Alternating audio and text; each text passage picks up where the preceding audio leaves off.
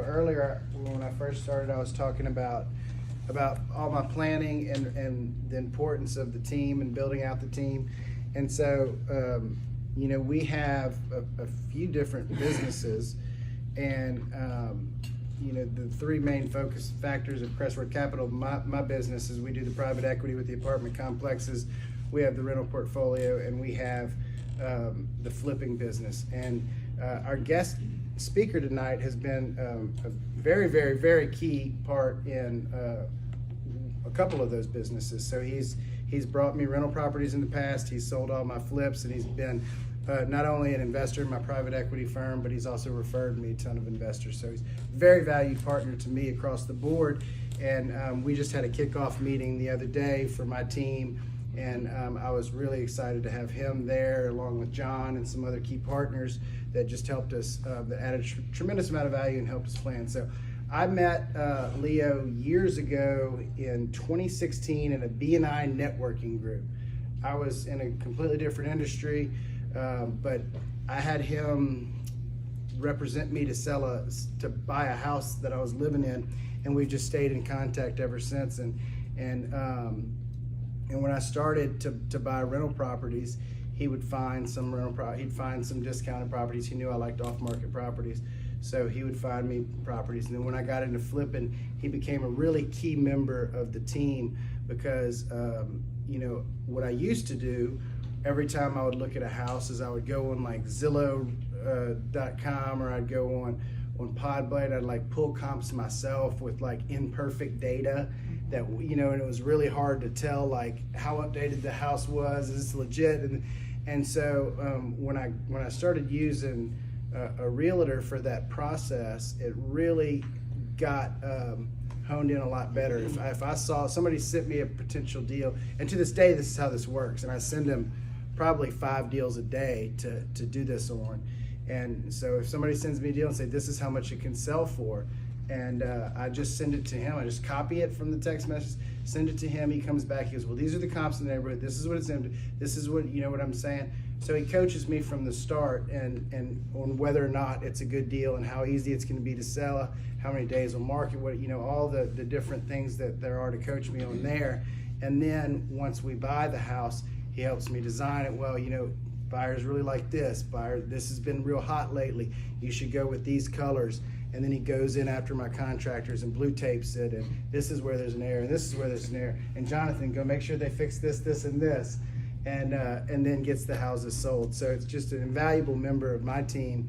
And like I said, he sold 12 last year. And we've got another 3 under contract right now. We're about to list another 4. So he's been busy for sure. But yeah, so I guess outside of that, I'll just introduce him. He was, like I said, 2003 national championship LSU football player, Leo DeSalle. Welcome. So now I appreciate all the business and all the work we've done together. It's been great. And so actually that number is 16 properties, so that some of them I brought the buyer to when we got the deal done. Yeah. I also sold your mom's house and your mom's investment property. So we're up to 16 total. But yeah, so for me, originally I'm from New Orleans, and Coach Saban was recruiting me out of high school. Canton LSU, played for him for 3 years, and Coach Miles for 2, won the championship in 03. And right when I graduated in 07 is when I decided to get into real estate. And my dad just like, look, partner up with my realtor, learn the ropes, see if you like it, because I had no idea what I was going to do. And so I was like, might as well try that. So I got my real estate license. And what happened in 07? Who can tell me what the market was like? It crashed, right? Completely crashed. I had no idea. I was so young, naive, early 20s, didn't know what was going on, and just got my license. And I was also a personal trainer, and I built a huge database out of that gym. So I started from 1 and went averaging 50 to 60 people sessions in that gym a week. And everyone I was talking real estate to, and every person that I was talking to, I was putting into my database. And I created a huge database of people. And I stayed in touch with them, bought and sold, helped them, helped their family. If they trust you with their body, they're going to trust you with selling a house. And that's kind of how I grew my big book of business. And at the same time, I decided to buy my first rental. My dad owned probably a dozen properties around Baton Rouge, but I really liked, y'all know where Astor Street is in West Chimes, College Park, just north of campus. So, oh yeah, y'all got a few over there. Actually got one for sale there. Somebody wants to buy. It's a really nice one that's been flipped. Yeah, 140 if you want it. But anyway, so he had a dozen or so, 5 around there. I ended up buying one from him.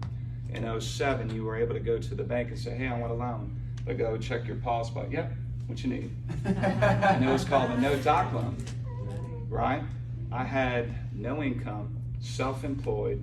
All I had was a college degree. That's all they needed, and a social security number. They gave me a $100,000 loan. I was like, what do I need? It said 5% down. So it's a $100,000 property. I said, well, can I write a credit card check for that? Because I don't have 5,000 bucks. And they go, yeah, here's a check. You have, it was with Chase. You know, here's a check. Here, just write 5,000 from this credit card. That'll be your down payment and closing. I'm like, okay. So I bought my first rental property. Is that why Chase still doesn't do investment property? And it's a pain to deal with. But so yeah, that's how I bought my very first rental property. And so I bought it with the intention to move in, which I did. And at the same time, I was dating my wife now for a few years, and I lived in that little house for a little while. And I moved in with her. She had an apartment. I said, I'm gonna make this my first rental property. And so I did. And so I was collecting $1,000 or so a month on that property, and which was great at the time. I mean, this was back in 07. And I said, well, I want to get another one. So I went to the bank, kind of did the same thing, bought another one. They gave me a loan. And you know, at that time, everything started changing. The banking started changing. They made it a lot more difficult. No more no-doc loans. And so I was selling real estate and making a lot of cash doing personal training, just slowly building that up. And they said, okay, we need 20% down now. So I did that, bought my second. And then I just slowly did that, saved 20%, bought the third. So I ended up having 5 properties in that little area. And it was doing good. But you know, at the time I was reading a ton of books, trying to figure it out, what type of investor do you want to be? And that's what I was trying to figure out. There's so many different ways to make money in real estate. And, you know, I was tired of chasing down these tenants to pay rent. I was too eager to jump into the first people that came, filled out the application, like here's $1,000 cash down for the deposit, and then I gotta go chase them down. I'm at Buffalo Wild Wings, I never forget this, looking at the waitress like, you're a month behind, where's my rent? And I was like, it was something I just got tired of doing. Yeah, well, I need more. I had to pay Chase. But so I got to the point to where I'm like, I'm tired of dealing with $1,000 a month rental income. It's getting crazy busy in real estate. Every year it got better and better and better. Training got less and less because real estate kept getting more and more, doing a lot more deals. And then I decided to say, well, you know what, I'm gonna do a 1031 exchange. Started selling 1, 2 at a time and buying a lot of these new spec homes that DSLD, DR Horton, Alvarez were building. And so those were averaging around 220. So I was basically going from a $100,000 property to a $200,000 property. And using the cash from that, putting it down, that made a good down payment, tax-free, rolling that money over. And rent doubled too. So I was getting $2,000 a month rent. And I was getting in early with these new phases in phase 1. So if you get into these new neighborhoods early on, what do they do in phase 2, 3, and 4? Prices going up. Prices going up because they're selling like that. So equity was building big time in these homes. The rent doubled, plus they're brand new. What is anybody know what a new home the builder has to warranty? For 5 years. Okay, so there's not much to fix on a new home. So I started thinking about this, and I was selling a bunch to friends at the same time, and I said, man, this is easy. So that's kind of the way I shifted gears to Buffalo Wild Wings to double the rent. And so yeah, so that's what I got. So now I got 7 of those. It's a longer, harder process. You know, it takes a lot more cash to do this, but if you save up that 20% for an investment property, it is, I think, a very safe asset to buy. You know, my key, I think a little nugget too I can throw out there is once that property gets to be about 10 years old, that's when I want to sell it. Because what starts to happen at about 10 years of a house? The AC starts to go out, the roof is getting older, appliances start breaking. So, but I got a lot of cash that is set in that property because I left my 20% in there.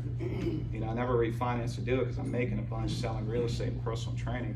So I just kind of, it's like a little savings account for each one. And then once that house gets to be about 10, I'm gonna sell it, roll it over, do another 1031 and buy something bigger and better. And that's kind of my game plan with my residential side. So I got 7 of them with a lot of cash in each one of them. Sterling brings me an opportunity with the apartment complexes. To me, that's another way that I can, you know, if I'm stacking up some cash, I can put it into there, and it's also a huge tax write-off for me. You know, it definitely reduces my income.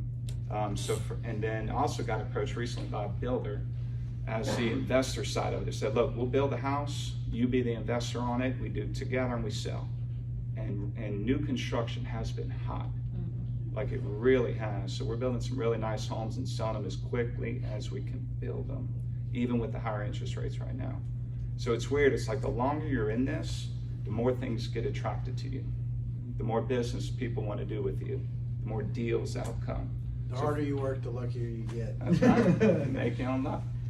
So it's something that, you know, they're saying that they're preaching the harder you work, but you know, it pays off, it really does. Just to give you all some numbers on the real estate stuff, so I'm going on 16 years now. So I've actually pulled these up, I haven't looked at them in a while. But so right now I'm at 121 million worth of real estate sold. So in my career of 16 years, I've sold 121 million worth of real estate. That's 516 properties. Last year alone, I sold 45, which added up to about 18 million in 1 year. Pennant, so I started my company, I didn't even talk about that. So I started Pennant Real Estate about 7 years ago, and we grew to 38 agents. So not only am I doing all this investing, I'm also coaching, managing, and training 38 realtors that I have. And so I'm trying to get them to be the best that they can be at what they do. So I'm teaching 2 classes a week to them, going through the buying process, the selling process, just getting them better and better to sell a whole bunch. And it's working, because I mean, the last 7 years we sold 2,400 homes, adding up to 612 million worth of real estate. So we've been crushing it. So we've been in the top 1% for the last 4 years in sales. And you know, I was thinking about our relationship recently. My wife asked me, she's like, do you like doing all that stuff with Sterling? I said, honestly, I do. I said, dealing with the typical homeowner, there's a lot of stress, there's a lot of psychology involved, there's a lot of work, a lot of emotions. For them, it's about the numbers. So, and I love numbers. So I mean, when you're shooting 5 a day, I mean, what's this worth? What is this worth? It's pretty easy now, because it's, you know, it's like second nature for me to be able to look, decide. I've been in the market a ton, I've sold a ton, and I'm able to give him accurate figures because I know what he's going to do. So I do think getting a realtor on your side is a key thing. Have lunch with them, find a good one, because there's not a lot, to be honest. I hate to talk bad about it, but it's too easy to get a real estate license. And if the numbers don't lie, you know, I think this is in a lot of industries, not just real estate. If you look, just go, and you know, I'm looking at the numbers recently, and it's been like this, because I tell it in my team meetings, 1/3 of realtors, 1/3, and this is nationwide, sell no real estate, 0. They just hold their license. Another third only sell about 4 to 5 a year, which is about $1 million worth of real estate with the average sales price. It's not a lot. Average income for a realtor is $30,000. That's it. You know, so, but then the other third does all the rest. So Leslie's just mad I didn't buy that $1,000 chandelier she told me to grow. Yeah. So Leslie's my wife. She's another key part of the team. It's not me picking all the colors and everything. I have an idea now, but she's the one that we double check. So we got a designer somewhat on the team as well. Yeah. She helps a ton. And I always say Leo's wife will spend my money quicker than my wife will. How do you that? So tell us about the market. Yes. Yeah. So anyway, enough about me. So you know, y'all are all kind of dabbling in this stuff now. What's y'all's feel on it? What do y'all think is going on right now? You know, definitely we all hear interest rates on the news, and what has that done, you think? I think. Oh, sorry. Go Somebody, ahead. anybody. I'll go. I think that. A lot of the primary, like, owner-occupied folks are kind of scared, right? They're coming out of the market. They're just not even looking anymore.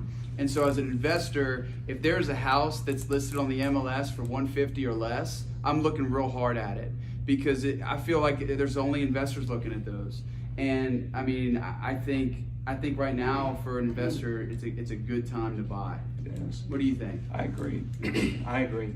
But the last 2 years were like hell to find anything. We had no inventory. So our inventory has really dwindled down because of the interest rates, even before COVID. So if we rewind before COVID, we've had, I think the average was close to 4,000 homes on market. Average, that's what we would have for sale. And as soon as COVID hit, everyone thought the world was ending and interest rates dropped. A third of America pretty much refinanced their home. The usual resales that we would get were not coming because they're like, why would I sell my home if I got a 2.5 rate?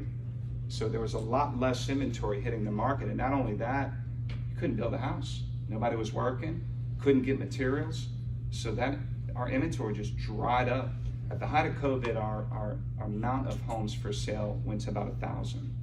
It went from 4 to 1. The month supply was almost 1 month. If nothing new hit the market, in 1 month we'd be out of homes. We were selling them that quick. It was crazy. And so we were low before. And the reason we were low before COVID hit, that 4,000 number, is because interest rates were averaging 3, 4, 5% for the 10 years before that. So now people are freaking out. They're in the 6s, and I'm like, oh, it's not that bad. So I've got a blurb to share on the topic, and I was right there next to you the whole time this was going on. But so when the interest rates shot up, like everybody did freak. What? Louder. When the interest rates did shoot up, everybody did freak out, and like things didn't sell for there's like a month or two pause where like kind of the world was freaking out. I sold some deals for like less than I'd anticipated selling them. I was getting a little spooked. And 2 months ago, we had Wyatt Graves here, who's got a very Chicken Little, like the sky is falling perspective on what's going on in the market, or at least he did 2 months ago. And right before he came as a guest speaker here, he was me and him were at a conference together in Dallas, and I had you on the phone while I was standing next to Wyatt. And Wyatt's like, nothing's gonna sell, you're crazy. And Leo's like, dude, tell him to shut up, it's gonna sell, it's gonna be fine. So in Leo's defense, since then, we've gotten 5 houses under contract to sell. Quick. And I think most of them have been like 2 of them we over didn't even asking. list. I didn't even have to list. We brought the buyer to. So the market is not frozen, it hasn't fallen off a cliff, nobody's freaking out. I mean, you're not in the same environment that we got super spoiled with in 2020 and 2021, where you get 5 offers day one and it's like 10K over asking, but like they're getting sold. I mean, we listed a house 2 days ago, within 24 hours got full asking offer. So it's, I mean, and that was the ARV we had anticipated when we bought it 6 months ago, before the market started, the interest rates started to go up. So it's still happening out there. There, for the potential flippers or whatever, like, I mean, there's still money to be made. I'm still aggressively trying to buy houses to flip, and I personally don't think that we're gonna have a hard time selling them in this year. This all boils down, Sterling, to supply and demand. And I told you that because Sterling was calling me like, what am I gonna do? Like this, what the hell's going on? So supply and demand, and that's kind of the point I was getting to is supply was low before COVID. It got super low at the height of COVID, and it's still low. It's creeping up, don't get me wrong, and so is the average days on market. It went from 0 at the height of COVID to now 18. Pre-COVID, it was 48, the average days on market to sell a home, and that's Baton Rouge and surrounding. So 18 is still pretty darn good. We're very much in a seller's market. The technical term for seller versus buyer market is when a home sits on market for longer than 6 months. Then it shifts to buyer's market. 6 months. We hadn't seen that in a long time. And it's all about supply and demand. So we need houses. Buyers want flipped houses. They don't want to do the work. They're lazy, or they don't know how, or they can't find the work, or they don't know who's going to do it, or they can't afford it. Most of these buyers are buying with an FHA loan where they're putting 3.5% down. If they had to buy a house where they had to put 30 grand into it, like most of them are struggling to come up with the 10 grand they're putting down. They don't have an extra 30 to renovate the kitchen or the bathroom. So And how picky am I being on these get properties? away from me. So John said it earlier, or you may have, John, the blue tape walkthrough that I do. So and it is a long process. He'll send me the ARV, I'll get it. If it makes sense, they buy it. We go look at it, sometimes with a mask on because they're so bad. And we're moving this wall, and there's a lot of good advice that you can give with your power team, we call it. So a realtor that's experienced, that knows what they're doing, that has a vision, that can see it, that knows what's selling, that can tell you what color to paint and do everything. So there's few out there, but if you find the right one, it can really help. And we're able to get top dollar in this market. So I remember we usually get the appraisal from whatever bank that decides to get the money from. We get the pre-appraisal, but I don't lean too heavy on that because that's kind of old. Appraisers tend to lean on the past. They always want to know what's sold in the last 6 to 12 months in that specific neighborhood. We're focused on what's going on now and the future. What is a buyer willing to pay, and what is it going to appraise for now? So we have a different kind of vision than appraisers do. They're stuck on facts and past. We got to look at present and future and what a buyer is going to do. So they can really help you with that as well and advise you on what top dollar you can get for this house, and they can market it properly too. So a lot of key things that you can get from your power team, and it can definitely help you sell those houses for top dollar. But from what I was saying is we need inventory, right? Like there's just still so few houses on market. Prior to COVID, I went to New Orleans and I listened to a demographer. It's a really good speech that this guy gave, and a demographer studies the movement of people. And he said, y'all are gonna be, and he was talking to a bunch of realtors, he said, y'all are gonna be really good for a long time. And let me tell you why. He said the amount of millennials and Gen Xers that are entering into the buying market is tremendous. There is millions and millions of these young people still living with their parents that are wanting to move out and buy their house and getting employed because of the job market's been good for a long time. So they're ready. They're eager to buy. It's the American dream. That's what they want to do. And another huge group, the second biggest group, are your baby boomers. Okay, think about it. They want to downsize. They're getting of age to where they're ready to sell that big old house, downsize into that newer construction, something that's finished and ready to move into because they don't want to do it and they could pay for it now. These huge 401ks, retirements are done. So prior to COVID, during COVID, and even now, these two huge markets are still eating up the inventory as quickly as it can come. And so we got to cater to that. You got to think they want these homes flipped, they want them pretty, they want to move in ready.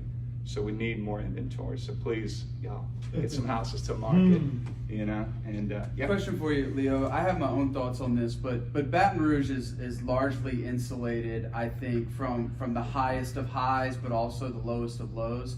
And I've done a lot of research over the last couple of years as to why that is.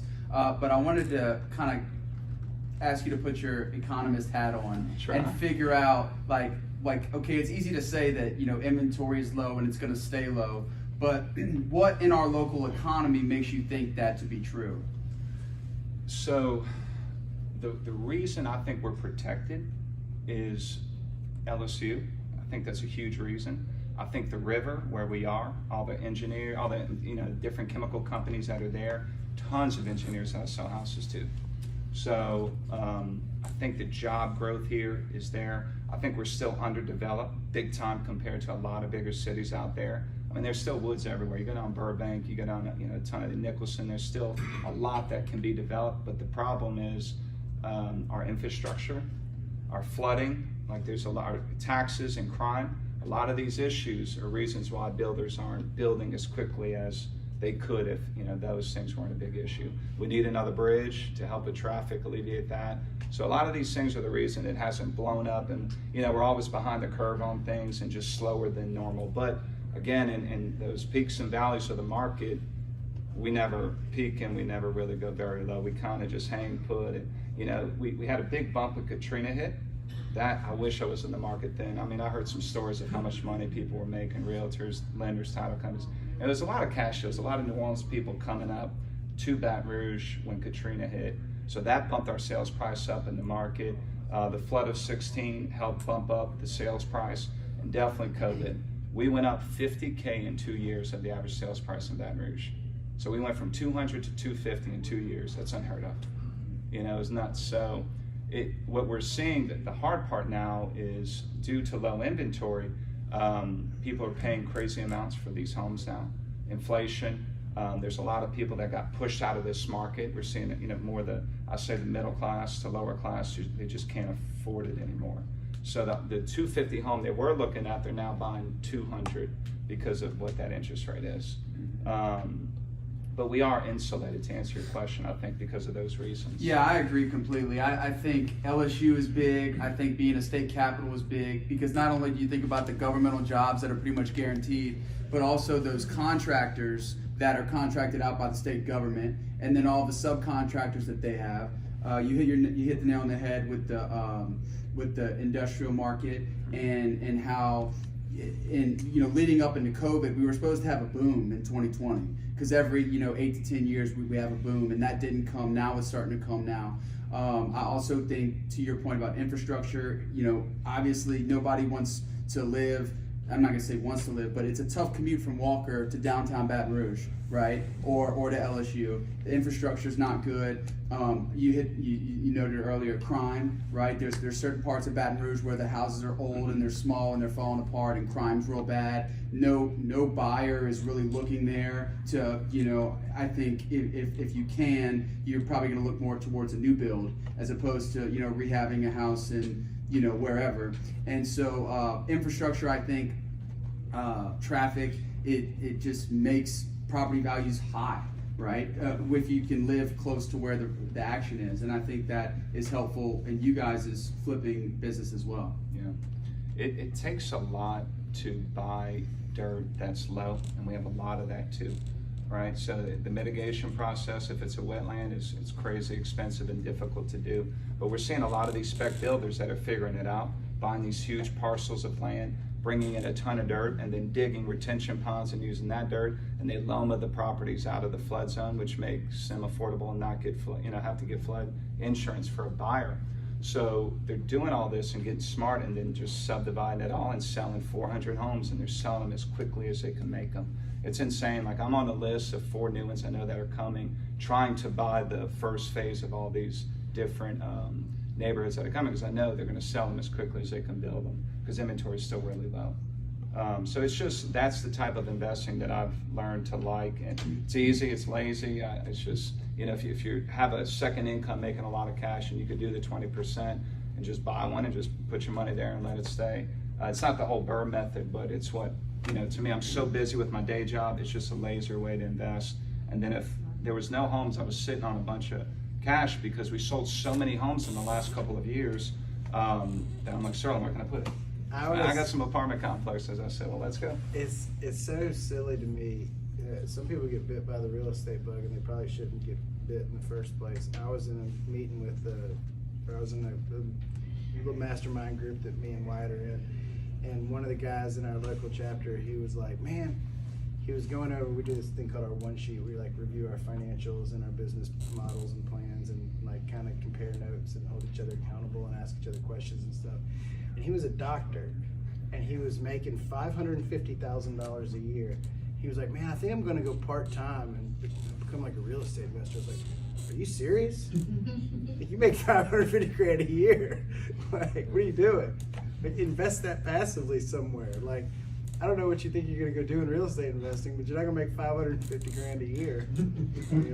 So if you have a really good income source, but there's tons of ways to invest that passively or invest that, in new builds and in other ways where you don't, I bootstrapped it because I had to. But if I was making, $500,000 a year when I started, my investing patterns would look very different than they do today. You know what I mean? So don't always think you need to do that. Sometimes the right answer, you know what I mean? People always say, because I'm an operator with the apartment complexes, I'm a general partner, so I run the deal. I find the deals, I raise the capital, I manage the property managers and the whole process, and it's a lot of work. I'm going to Charlotte next week. I'm on calls with my partners probably 6 times a week. I mean, it's a lot of work, and I'll meet all my investors and I want to do what you do. I want to be I want to be a general partner. I was like, really? Because I want to do what you do. I want to be a limited partner. I just didn't have $1 million sitting around to invest when I started. So I'm like, I'm doing the work out of necessity, but at some point it's going to flop and I'm going to do nothing but invest in other people's deals. You know what I mean? And so certainly if you have a primary income source or business that like John's that just generates a lot of cash, like don't stop doing what you're great at and you make a ton of money doing, just invest a different way. Like I'd much rather put it in real estate than the stock market. Well, yeah, for sure. You know what I mean? For It's sure. just, I think it's a much safer deal, but you got to find the right deal. You find that, I wouldn't just buy anything that you can and the first thing that comes up. Like you need an experienced person, if you're not, to help you find that good deal. Partner up with your realtor, partner up with somebody that knows the ins and outs of it. Some things that people don't even realize is this thing in a high-risk flood zone? Is it in an AE flood zone? And if you buy this property, you don't need it because it's cash, but then when you go to sell it, a buyer tries to get a loan, they're gonna need flood insurance. And when they get a quote from the insurance person, it's $2,400, for the year. That's an extra $200 on the mortgage that buyer can't do. And it's gonna push out a ton of buyers. So there's a lot of risk, there's a lot of ins and outs that you just don't know what you don't know. Get someone that does it every day to help you decide if this is a good deal or not. And they're probably not going to get any money on the buy because a lot of these come from wholesalers or, some at pocket listings like we call them. But, a lot of times, I don't get anything for these ARVs, right? Leo does all kind of shit that he doesn't get paid for. Yeah. Can you talk about pocket listings a little, Leo? Yeah. So that's another thing I think if you partner up with someone good, like we get a lot of deals that like we know, someone experienced that sells a lot, they have a lot of relationships. Someone always says, look, if you can give me this, I got this property, I don't want to list it, I'm happy with the rent that it's getting. But if you can get me someone that pays cash for this amount, then we can do it. So it's a lot of unlisted properties that we know about that through our relationships with people. And a lot of times That flooded house on Buttercup. Buttercup, that's right. Mm-hmm. A friend called me, flooded right by St. George. He bought the house with me and it flooded and he called me and said, look, as soon as I get my insurance money, I want to sell this thing as is. So I got somebody to buy it. And sure enough, we went there the next day, polished stuff in front of the home. You looked at it, I want it. And never hit the MLS. No. Nobody else knew about it. Was James ever listed? James was the same thing when Ida came through. There's a house in Metairie. My guy is actually my old algebra teacher from high school, and he called me, knew I did it. He knows I'm from New Orleans, and he said I got a tree on my house. They tarped it up. I got somebody telling me they want to pay me $100,000 right now. I think I'm gonna do it. I'm like, no. Like, don't. It's probably a shark. It was, I call them storm chasers. They chase these storms that come in, and they know someone, and they try to sell it to them. And so I was thinking about trying to Coming one to of those. Yeah. I was about to go to Tampa last You gotta year. wait on the storms. But anyway, I talked them out of it because I was able to, and we were going to list it as is for $150. In Sterling, I think we sold it for $140. We got them less than that, but we ended up, I said, ARV on this is going to be $350. Sure enough, I don't even think I listed it, right? I can't remember. Listed it. So I did, but listed it, but Got your cash. your guy got it. that's right. I got a It was call cash. very soon. Yeah, It was the a dual neighbor agent. wanted his dad to live That's there. what it was. And we sold it for $350, cash deal. Not your best deal, right, Sterling, so far, probably? Yeah, I got it for $140, but he gave me like the insurance check. money. That's that was right. I added. forgot about that. So I really got it for like $130. And it was his idea. I was like, Yeah. Mr. Lazar, are you sure you want to do that? And he said, yeah, I think it's fair because that's what they would have gave me to fix it up. I'm like, okay. So he got the insurance money from it too. So it what'd you put into it, you think? Wasn't even $100,000. It wasn't $100,000. So call it 100 for easy math though. Buy it for 140 or 130. Put 100 in. You were in at 230, and you sold it at 50 plus the insurance money, which was like 20 Yeah, something. it was a good one. Now you had carrying costs, but I mean that was probably your best Carrying deal. costs, I had to pay Gas Leo. money. Thanks to Leo. Gas paid the guy good. Yeah, I had to pay my guys a lot of gas to drive back and forth to Metairie. Better. Yeah. So those pocket listings, they're big. It's just another avenue that leads can come from that, that key realtor that you have in your team. What's that show they make a meme out of? The guy's like, wait, you guys are getting paid? Yeah, you guys get paid. Jonathan's doing the receipts. He goes, wait, you're paying for Alex's gas? Because Alex, I mean, Jonathan drives a lot too, and you know, Sterling didn't offer to pay his gas. I didn't offer to pay Alex. It's just swipe my car. But more like how to get deals. I think that's a good topic. I think people want to hear more about too. It was really hard, y'all, during COVID because inventory was so low. Like there was just nothing, you know, and it was hard. But I think more deals are coming because Sterling's like, man, give me more deals, give me more. And I'm like, I'm trying, like we're doing as much as we can, talking as much as we can, just people aren't selling because their interest rates are so good. But I think with inflation, I think more things are gonna happen to where more deals will come to market via foreclosure, short sales. So if y'all can get good at, you know, have any of y'all ever been to the auction share sale? I think it's every Wednesday in EBR. They put a list up on the site, but you need cash ready to go then and there, you know, and it's hard. There's not much of a due diligence period before either. But that's where a lot of people pick up good deals if you're cash savvy, is at those auctions, at the sheriff's sale. I think more of those are gonna come. I think there's just gonna be more distressed properties that are coming. People can't afford to maintain their homes and just gonna have to sell them. So I mean, y'all keep fishing and finding and fixing up, and you know, we just need more inventory to help out with this market. But it's still going good. I know you said the last guy y'all had was, you know, is doom and gloom, and a lot of people are like that. I mean, I turn off the news. I really try not to watch it too much. Yeah. I just want to say, in case anybody's having a hard time seeing it, like the reason why the market's so good right now, to be an investor, I'm Jonathan Dion. I'm a realtor here in Baton Rouge. We invest in flip properties and burr properties. So everybody's doom and gloom, right? Oh, yeah. Chicken Littles everywhere. It's not hard to find them. Anywhere you go, you will see them. Your mom, your grandma, your broker, your friends, your neighbor, everybody's talking about it. So while everybody's freaking out, we need to be gearing up, right? So people are freaking out, so less people are in the market. And because people are freaking out, they have this unease. And so some people are starting to want to move on from their properties to keep their cash, right? So there's less people competing for those, right? So you can get a deal for a little bit less. And because there's not as many buyers in the market, and because the interest rate's high, sellers are having to get more realistic, so prices are coming down a little, or sales prices are coming down a little bit at least. Sales prices are coming down a little bit. Sellers are having to come back down to earth. So you can buy it for a little bit less, with a little bit less competition.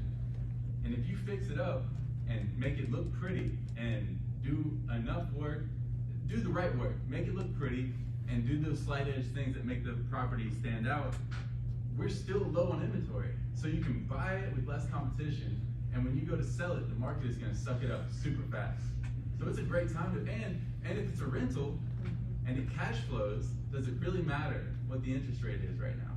Mm-hmm. I mean, you can refinance it in a few years. And that's, if it's 5 years, it doesn't matter, it's cash flow. that's right, and that's a good nugget there. I mean, they're It's all in your mind. and there's a lot of lenders too, we haven't talked about this, that are getting really creative right now. They got these 3-1 buy down, you know, where you get the sellers to pay some of the closing costs, and with that closing costs, they can buy down that interest rate, you know, for the first couple of years, and it's a really good deal. And then discount points have become non-existent. That's something we hadn't done in a long time, but that is something too. With closing costs, we can get that interest rate lower, depending on the type of loan you do. So a lot of lenders are getting strategic with things because they're feeling the pinch. I haven't seen a lender or title company in my office in 2 years because everybody was making a lot of money. They were doing a ton of refis. Before they were in my office, when can I get in, do a meeting? When can we come pitch to your realtors? I'm like, yo, one at a time. You know, and so I would get them all, but 2 years I didn't see one because everybody was busy. But guess what they're doing now? They're all coming back. The Christmas baskets started showing up again. They started showing up. Yeah, king We got cakes. cookies and king cakes now. They started getting the realtor calendars again. It's good though. I mean, you know, that's how you stay top of mind. It's marketing 101. I think a lot of it's how you build your business. One point I wanted to talk about too on the interest rate side is every landlord is beholden to these interest rates, right? I mean, we all know you can't really scale unless you leverage. And so when folks ask me, am I scared about interest rates? I say no, because I'm just passing that cost on to my tenants. Everybody is doing the same thing. If you know that, you know, I know Sterling's going up on his rent, I'm going up on my rent, everybody else who owns the rest of the block is going up on their rent.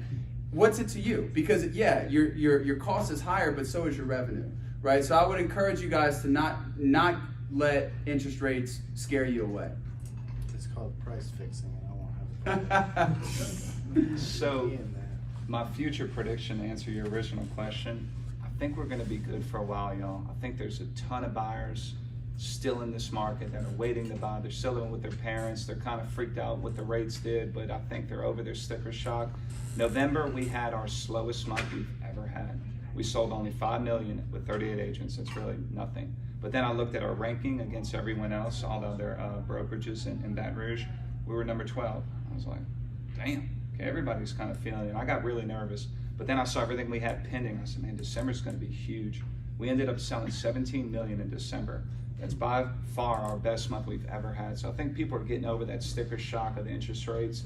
They're like, it is what it is. It kind of is what it was before COVID.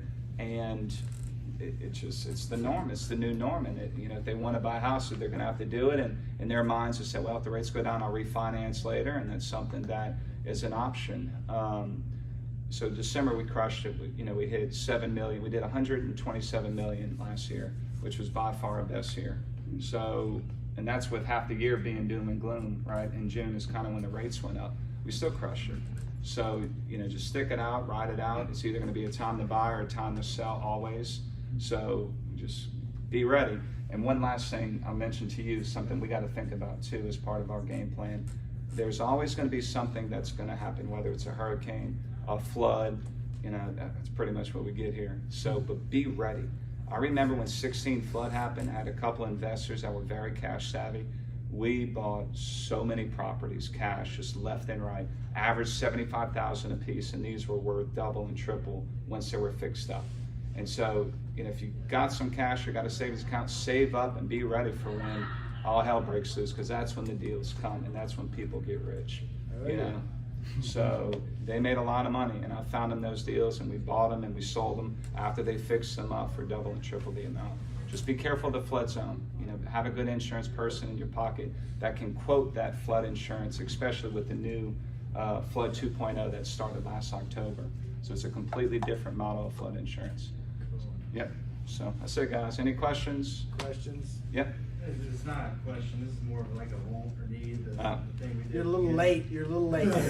So I don't know. This is maybe for somebody to live in. I don't know. But the guy, I have a house listed in Roseanne, and everything in there selling for like $280, $290. He'll sell it for like $259 a square foot. So it's a really good deal on the house. How many square feet is it? 2,500. So what's the list? 5 something, 6 something? 680, but he would go. He's not getting any bites at that? No, and he'll go down. I mean, somebody willing to negotiate. Somebody or 600, and he's not willing to do that, but he is willing. I mean, you could go live in there for the cheapest house by far in the last 2 years in Roseanne. What's your take on Roseanne? Great location. You just gotta like the zero lot line, no yard. I think boomers and millennials are attracted to it because it's low maintenance homes.